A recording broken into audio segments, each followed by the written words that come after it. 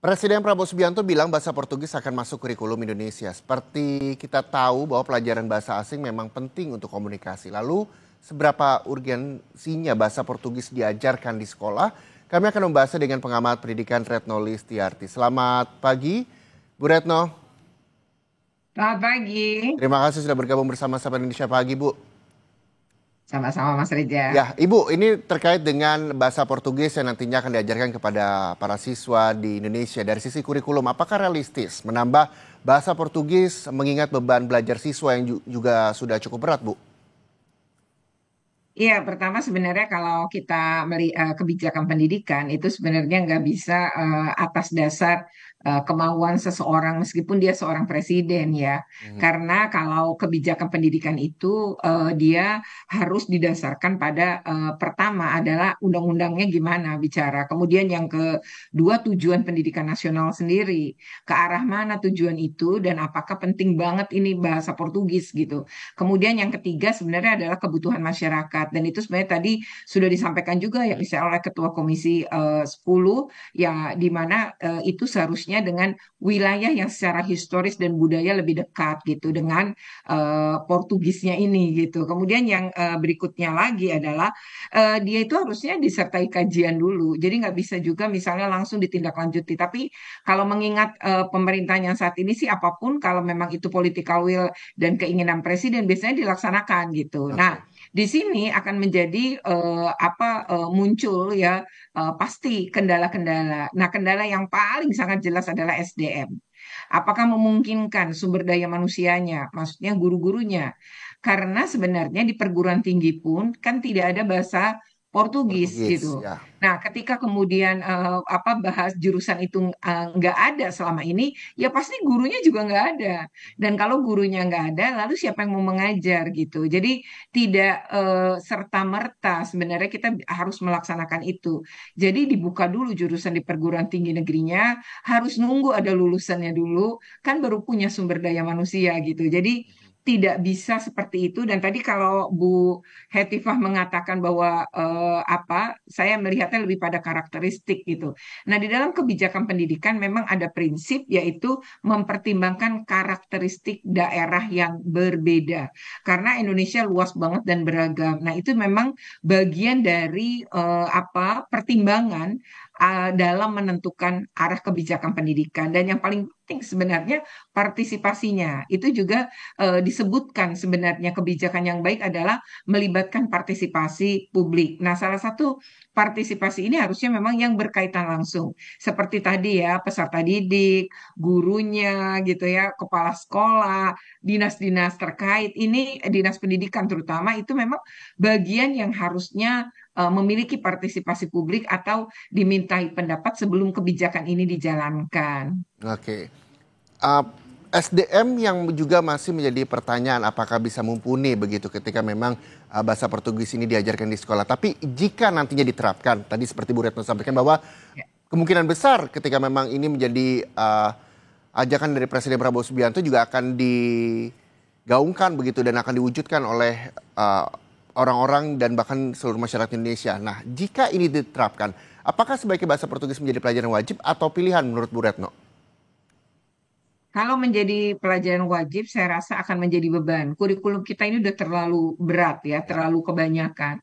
Jadi kalau memang bahasa Portugis itu kemudian dimasukkan dalam kurikulum wajib, itu menurut saya tadi kendalanya terlalu banyak dan membebani kurikulum kita. Nah, lalu yang kedua adalah menurut saya kalau memang itu harusnya menjadi pilihan saja, seperti usulan anak-anak tadi. Itu realistis karena anak-anak paham betul beban juga yang mereka rasakan. Nah, ini kan sebenarnya kita bisa begini ya. Misalnya saja tempat-tempat destinasi wisata yang kerap kali didatangi oleh turis asing. Ya. Misalnya Bali gitu.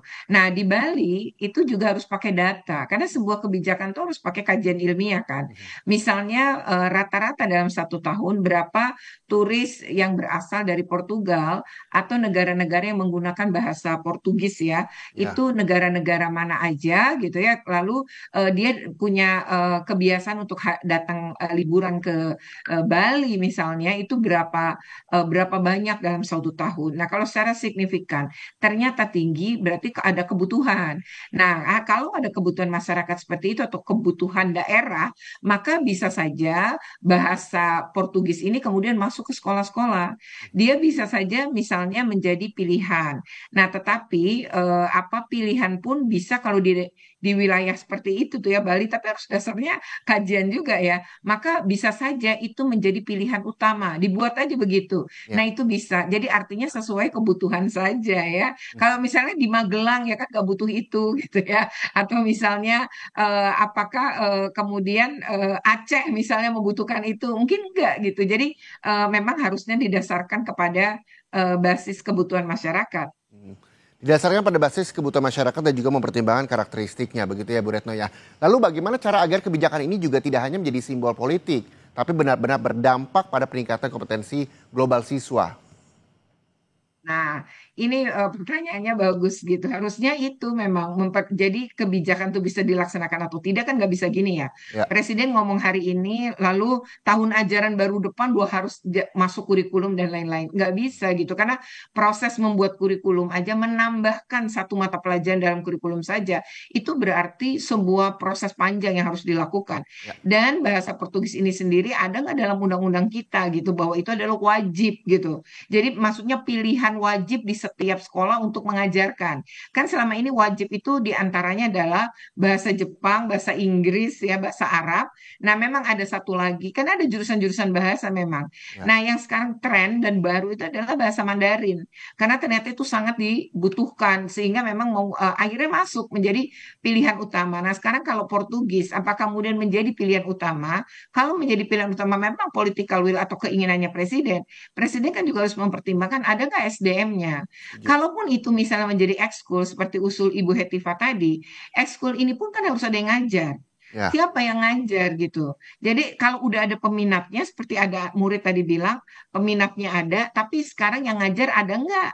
Kalau yang ngajar nggak mumpuni, kan nggak asik kata anak-anak tadi bahasanya. Kalau nggak asik, ya anak-anak juga nggak berminat. Artinya, kalau anak-anak ini tidak berminat, yang ngajar juga tidak punya kemampuan ya, maka hasilnya gimana? Ya udah pasti hasilnya tidak sesuai dengan yang kita inginkan kan begitu. Nah, berarti proses pembelajaran itu ketika kan mulai dari perencanaan nih. Ya. Nah, lalu perencanaan itu akan dilaksanakan. Setelah dilaksanakan kan kita lihat hasilnya. Hasilnya seperti apa gitu ketika yang ngajar aja nggak paham gitu. Dan kalaupun misalnya kita memaksakan, oh nanti dibantu sama kedutaan besar Portugis di Indonesia, misalnya begitu ya. Ya. Nah, kalau memang itu dibantu, itu pun seberapa kemampuan ya pihak ini untuk mampu menyediakan tenaga pendidik juga kan. Lalu kalau mereka mampu menyediakan, bisa nggak kita membayarnya? Nah, ini kan hal yang harus betul-betul dipertimbangkan gitu. Jadi sebaiknya tidak dadakan. Presiden ingin, lalu langsung dilaksanakan. Jangan seperti itu, apalagi kebijakan pendidikan yang melibatkan stakeholdernya banyak banget. Ya. Tidak hanya dinas pendidikan dan gurunya, tapi juga murid-murid kita.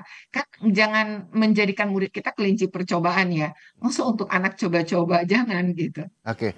Semangat Presiden untuk membawa bahasa Portugis di dalam kurikulum pendidikan Indonesia ini juga patut diapresiasi, tapi juga harus mengedepankan bagaimana kebutuhan SDM yang sangat dibutuhkan untuk mengajar bahasa Portugis, begitu misalnya Bu Retno ya. Lalu Bu Retno, dalam jangka panjang apakah Bu Retno juga melihat potensi bahasa Portugis menjadi salah satu bahasa penting, terutama di kawasan Asia Tenggara, mengingat tadi Bu Retno juga menyampaikan bahwa yang memang banyak dipelajari di Indonesia adalah bahasa Inggris, bahasa Mandarin, bahasa Arab, dan sebagainya.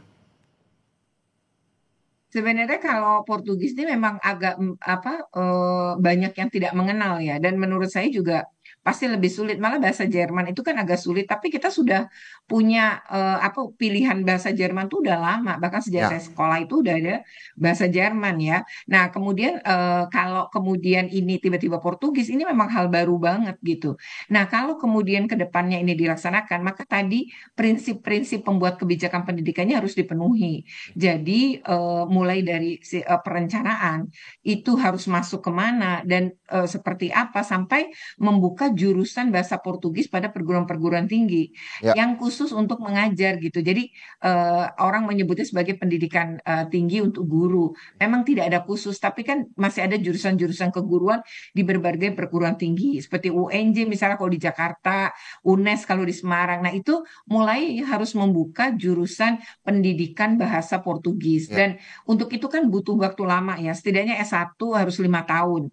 Jadi kita nggak bisa nerapin yang sekarang juga. Kalaupun misalnya Pak Prabowo kelak 2 periode, nah mungkin baru bisa tuh nanti dilaksanakan di periode berikutnya gitu. Jadi nggak bisa Oke. juga memaksakan sesuatu yang sebenarnya belum siap. Kita mengapresiasi sih, bisa saja kan bahasa Portugis ini gitu ya, memang kalah ke depan dengan kerjasama yang dengan berbagai negara gitu yang Ya, menggunakan bahasa ini terus meningkat gitu. Ya bisa aja kemudian itu jadi kebutuhan kayak dulu kita nggak pernah terpikir bahasa Mandarin tuh menjadi minat banget anak-anak tuh kita nggak pernah ngira juga.